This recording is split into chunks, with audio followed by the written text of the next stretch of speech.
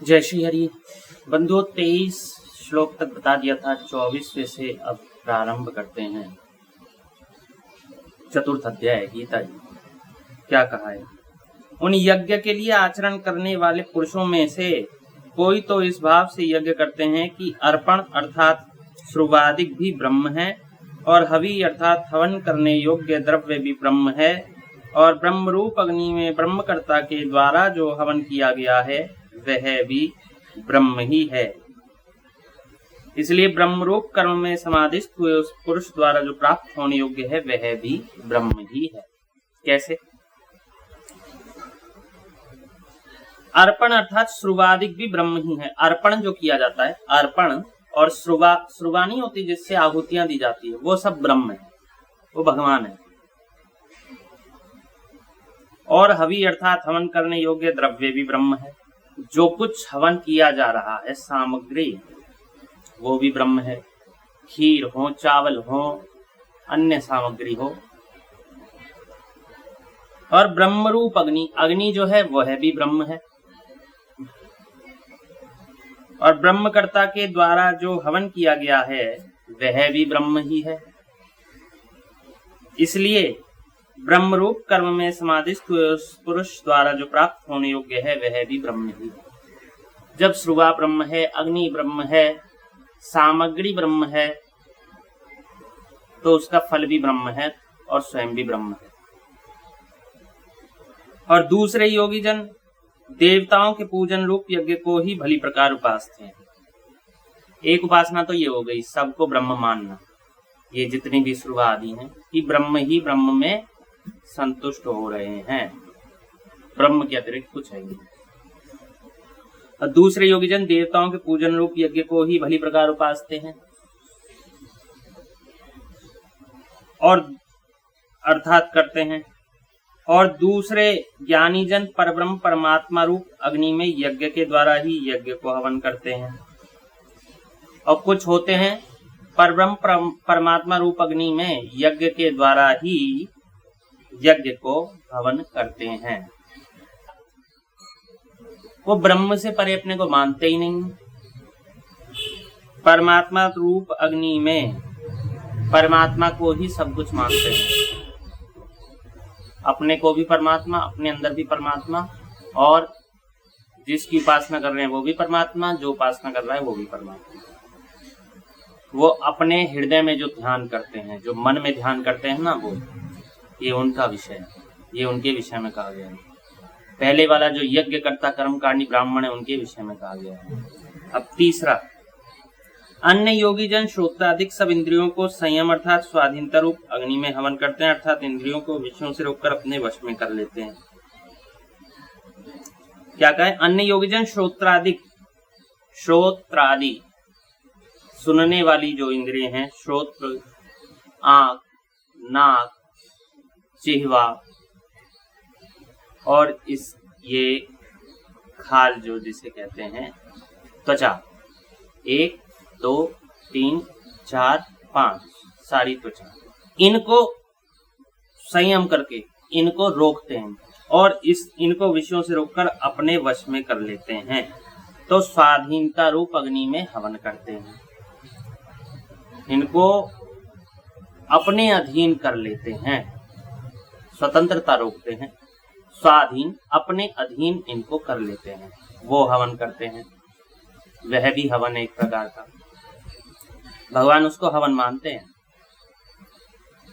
और भगवान इन सबको हवन मानते हैं। इसे भी यज्ञ मानते हैं, हवन अर्थात यज्ञ, इसको भी यज्ञ मानते हैं। वो यज्ञ करने को तो यज्ञ मानते ही हैं, और जो परमात्मा में लीन हो जाता है उसे भी यज्ञ मानते हैं। और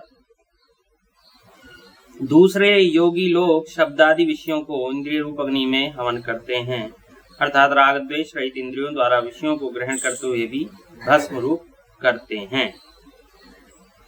राग द्वेष है, राग द्वेष रहित इंद्रियों द्वारा, अर्थात किसी में राग नहीं रखते, किसी को राग से भोगते नहीं है, किसी से द्वेष पूर्वक उसका निवारण नहीं करते। कर्तव्य है इसीलिए करते हैं, कर्तव्य है इसीलिए सामने वाले का विरोध करते हैं।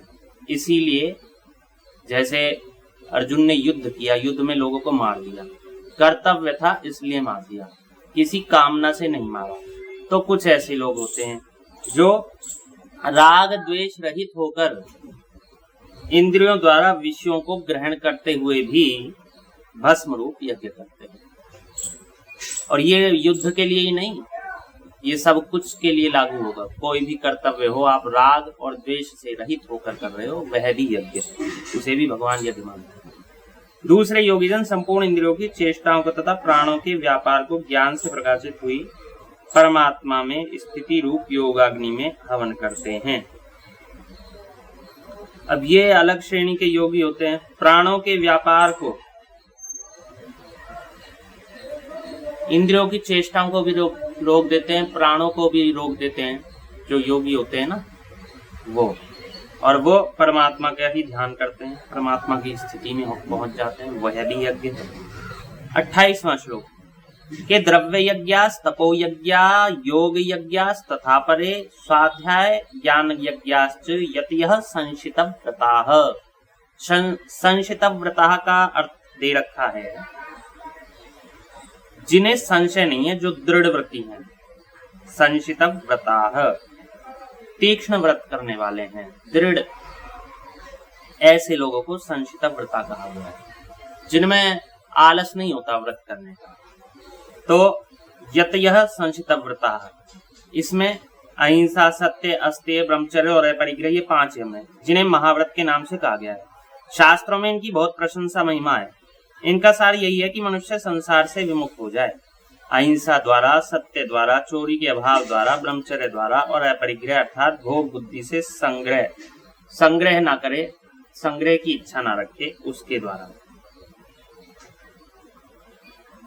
इनका पालन करने वाले साधकों के लिए यहाँ संशित व्रता आया है। और इसके अतिरिक्त इस श्लोक में आए चारों यज्ञों में जो जो पालनीय व्रत अर्थात नियम है, उन पर दृढ़ रहकर उनका पालन करने वाले भी सब संशित व्रता है। ठीक है, चारों यज्ञों में जो जो पालनीय व्रत और नियम हैं, उन पर दृढ़ रहकर उनका पालन करने वाला भी संशित व्रता है। अच्छा, द्रव्य यज्ञ का क्या है? धर्मशाला बनवाना, तालाब बनवाना, कुआं खुदवाना, मंदिर बनवाना, अभावग्रस्त लोगों को अन्न देना, जल देना, वस्त्र देना, औषध देना, पुस्तक देना, दान करना, ये सब द्रव्य यज्ञ है, क्योंकि ये पैसे से किए जा सकते हैं। ठीक है, तो द्रव्य यज्ञास तपो यज्ञ। तपो यज्ञ क्या है? अपने कर्तव्य के पालन में जो जो प्रतिकूलता, कठिनाइयां आती हैं, उन्हें प्रसन्नता पूर्वक सह लेना तपो यज्ञ है। कोई भी काम कर रहे हो आप, आपका कर्तव्य है वो, और उसमें जो कठिनाई आएगी वो आपका तप है। कोई भी धर्मानुकूल जितने भी कर्तव्य हैं, उनमें जो जो भी प्रतिकूलताएं, कठिनाइयां आएंगी, वो आपका तप है। उससे आप परेशान मत हुआ कीजिए कि हमने तो ऐसा सोचा था, ऐसा हो गया। अरे, आपको अवसर मिला है तप करने का, आप तप कीजिए, आप उस कर्तव्य में लगे रहिए। कोई भी कर्तव्य हो, विवाह कराया हो बच्ची का, उसके पश्चात उससे संबंधित जो कठोर नियम हैं, उनका पालन करने में कोई समस्या आ रही है, तो उसे प्रतिकूल मानकर नहीं, तप मानकर करो। कोई ऐसे नियम है जिसका यदि आप पालन करते हैं तो आपका संबंध विच्छेद होने के योग हैं, लेकिन आप करो, उस संबंध विच्छेद होने के जो योग हैं वो प्रतिकूलता ही है, और वो तप हो जाएगा यदि आप उसे कर्तव्य समझकर करोगे। होने दो। तो ये है तपोयज्ञ।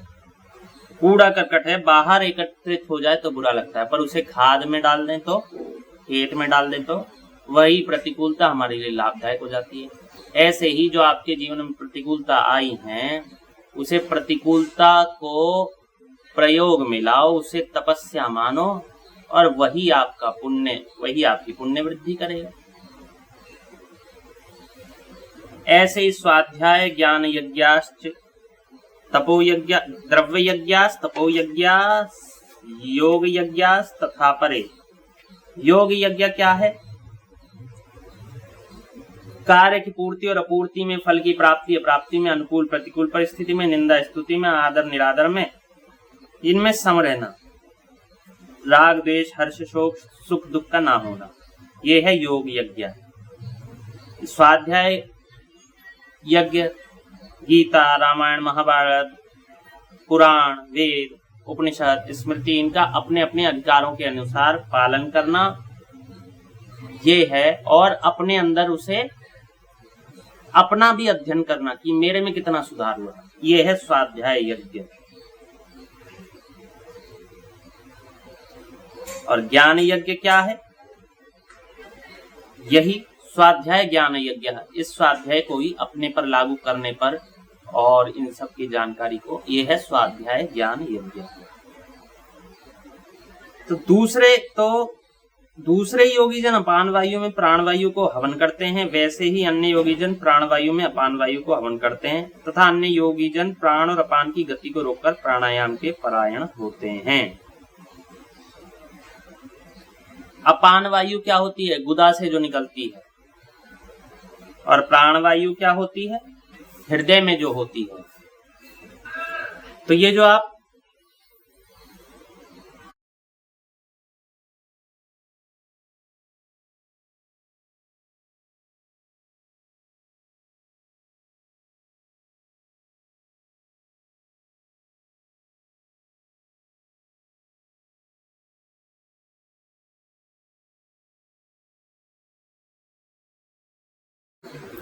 पूरक रेचक कुंभक, ये होती है प्राणवायु और अपान वायु का खेल।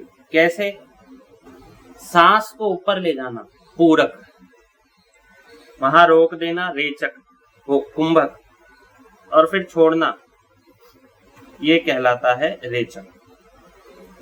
तो ये जब आप क्रिया करते हैं तो अपान वायु नीचे गुदा की जो वायु होती है और हृदय वायु, इनमें एक दूसरे के प्रति हवन होता है। कभी अपान रुकती है, अपान और वायु दोनों रुक जाती हैं, अपान और प्राण दोनों रुक जाती हैं, इस प्रकार से होता है। तो कुछ लोग ऐसे प्राणायाम के परायण होते हैं और ऐसे हवन करते हैं। दूसरे नियमित आहार करने वाले योगी जन प्राणों को प्राणों में ही हवन करते हैं। इस प्रकार नियमित आहार करते हैं कुछ लोग। इस प्रकार यज्ञों द्वारा नाश हो गया है पाप जिनका, ऐसे यह सब ही पुरुष यज्ञों को जानने वाले हैं। हे कुरुश्रेष्ठ अर्जुन, तो ऐसे करते करते यज्ञों द्वारा नाश हो गया है पाप जिनका। जब आप ऐसे करते रहेंगे बारंबार अभ्यास और कोई भी त्रुटि नहीं रहेगी जब इन क्रियाओं में, तो आपके संपूर्ण पाप नष्ट हो जाएंगे। और जब पाप नष्ट हो जाएंगे तो ये सभी पुरुष यज्ञों को जानने वाले हैं। हे कुरुश्रेष्ठ अर्जुन, यज्ञों के परिणाम रूप ज्ञानामृत को भोगने वाले योगी जन सनातन परब्रह्म परमात्मा को प्राप्त होते हैं। और यज्ञ रहित पुरुष को यह मनुष्य लोक भी सुखदायक नहीं है, फिर परलोक कैसे सुखदायक होगा। तो जो इन यज्ञों को करता है वो परमात्मा को प्राप्त होता है, और जो यज्ञ नहीं करता वह मनुष्य लोक भी सुखदायक नहीं है उसके लिए, फिर परलोक कैसे सुखदायक होगा। तो कुल मिला के यज्ञ है सत्कर्म, यज्ञ है धर्म, यज्ञ है कर्मकांड, यज्ञ है योग, यज्ञ है ज्ञान, यज्ञ है भक्ति, यज्ञ है वैराग्य। जितना भी शुभ है वो सब यज्ञ है। ऐसे बहुत प्रकार के यज्ञ वेद की वाणी में विस्तार से किए गए हैं या कहे गए हैं। उन सबको शरीर मन और इंद्रियों की क्रिया द्वारा ही उत्पन्न होने वाले जान। इस प्रकार तत्व से जानकर निष्काम कर्म योग द्वारा संसार बंधन से मुक्त हो जाएगा। तो ये सब योग करने से संसार बंधन से तू मुक्त हो जाएगा, भगवान ने ये कह दिया है। 32वें श्लोक में जाकर के भगवान ने समाप्त करी, और अगली बार करेंगे 33वें श्लोक से। तो ये था बंधुओं यज्ञ, और सब कुछ शुभ जो है लगभग उसी को के लिए भगवान ने यज्ञ का नाम दिया। तो आप भी यज्ञ कीजिए। धन्यवाद। जय श्री